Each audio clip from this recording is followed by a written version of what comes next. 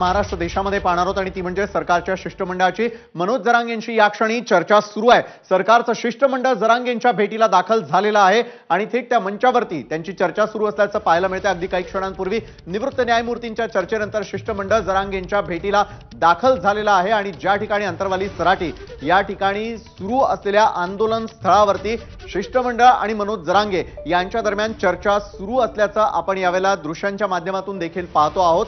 आणि जरांगे पाटील आज कुठल्या प्रकारचा निर्णय घेतात, शिष्टमंडळ जे आलेलं आहे त्याची शिष्टाई आज कामी येते का, आंदोलन जे सुरू करण्यात आलेलं होतं ज्या प्रकारे उपोषण जे सुरू होतं ते उपोषण मागे घेतलं जाणार का, अगदी काही क्षणामध्ये या संदर्भातले सगळे अपडेट्स आपल्याला एबीपी माझाच्या माध्यमातून पाहायला मिळतील।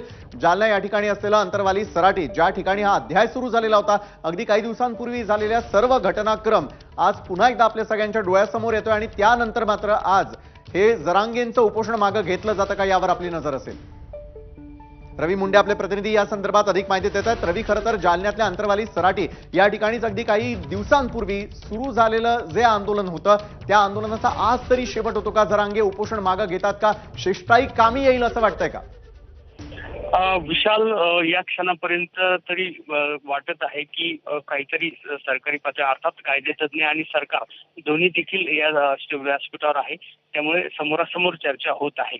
त्यामुळे जी मनोज जरांगे यांची शंका असेल किंवा होती की वेगवेगळी तपशील किंवा आपल्या मागण्यासंबंधी सरकार काहीसं सकारात्मक नाहीये, सरकारी पातळीवरती काहीही चर्चा होत नाहीये किंवा ते त्यांचं समाधानकारक त्यांचं उत्तर त्यांचं मिळत नाहीये, ही जी भावना होती ती आता किमान समोरासमोर चर्चेनंतर मोडीच निघेल आणि त्यानंतर काहीतरी सुसंवाद होऊ शकेल अशा प्रकारचा संवाद या ठिकाणी सुरू आहे। सुरुवात 7 सप्टेंबरच्या GR पासूनच होत आहे।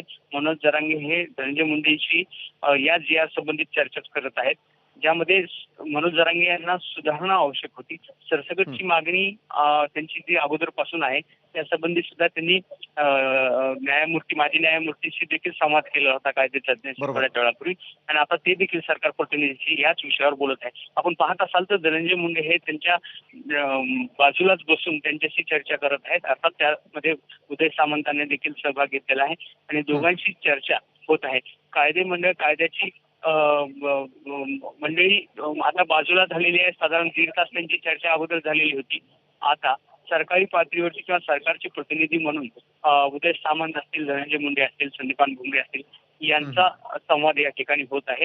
आता मनोज जरांगेंनी ज्या मागण्या पुढे केलेल्या आहेत त्या मागण्यावरती ही चर्चा तर होतच आहे। त्यामुळे मनोज जरांगे यांचं किती समाधान होतं हे पाहणं महत्वाचं आहे विशाल, आणि पुढच्या काही मिनिटांमध्ये आपल्याला हे कळू शकतं।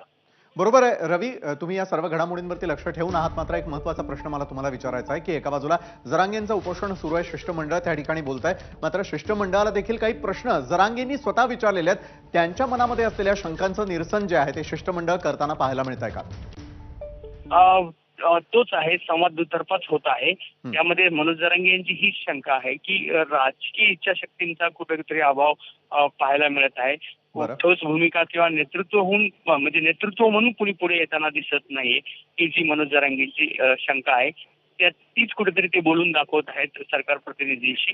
आणि त्यांची जी मागणी आहे आपण जे म्हणत आहोत। रवी, मी आपल्याकडे पुन्हा एकदा येतो, मात्र या क्षणाची सर्वात मोठी बातमी अवघ्या महाराष्ट्रातल्या आपल्या प्रेक्षकांपर्यंत आपण पोहोचवूया। जरांगेंचं उपोषण आज मागे घेतलं जातं का यावरती आपली सगळ्यांची नजर आहे, कारण शिष्टमंडळ हे त्या ठिकाणी दाखल झालेलं आहे आणि त्यानंतर जरांगेंनी काही प्रश्न उपस्थित केलेले होते ज्याची उत्तरं शिष्टमंडळाला द्यायचे। सरसकट आरक्षणासाठी कायदेशीर त्रुटी दूर कराव्या लागतील असं मुंडेंचं म्हणणं आहे। तुमच्या आंदोलनाला यश येतं आहे असंही धनंजय मुंडेंनी यावेळेला या चर्चेदरम्यान सांगितलं। सरकारला टिकणारं आरक्षण द्यायचंय असं देखील मुंडेंनी शिष्टमंडळाची बाजू मांडताना सांगितलं। अन्य समाजांना आरक्षण देताना पुरावे पाहिलेत का असा थेट सवाल जरांगेंनी विचारला होता। 1967 मध्ये माळी समाजाला कुठल्या आधारावरती प्रमाणपत्र दिलं गेलं याचा देखील अभ्यास होणं गरजेचं आहे। मनोज जरांगे यांच्या शिष्टमंडळाला अनेक प्रश्न उपस्थित केले गेलेले आहेत आणि या प्रश्नांची उत्तरं देऊन आज जरांगे पाटलांची मनधरणी करण्यामध्ये त्याचबरोबर ही शिष्टाई कामाला येते का हे अगदी काही क्षणामध्ये स्पष्ट होईल, कारण अंतरवाली सराटी या ठिकाणी शिष्टमंडळ दाखल होण्यापूर्वी माजी न्यायमूर्ती देखील दाखल झालेले होते आणि त्यांच्याबरोबर कायदेशीर बाबींचा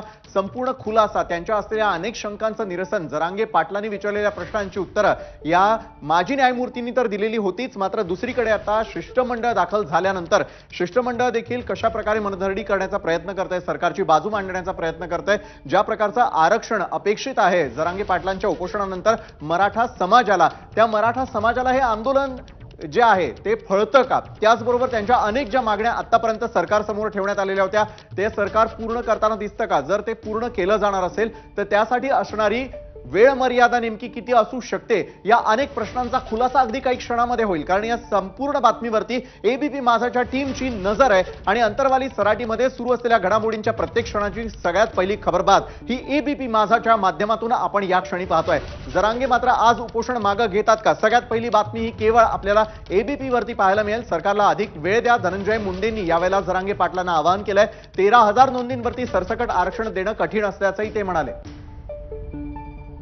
या क्षणाची सर्वात मोठी अपडेट, 8 डिसेंबर नंतर विशेष अधिवेशन बोलावू.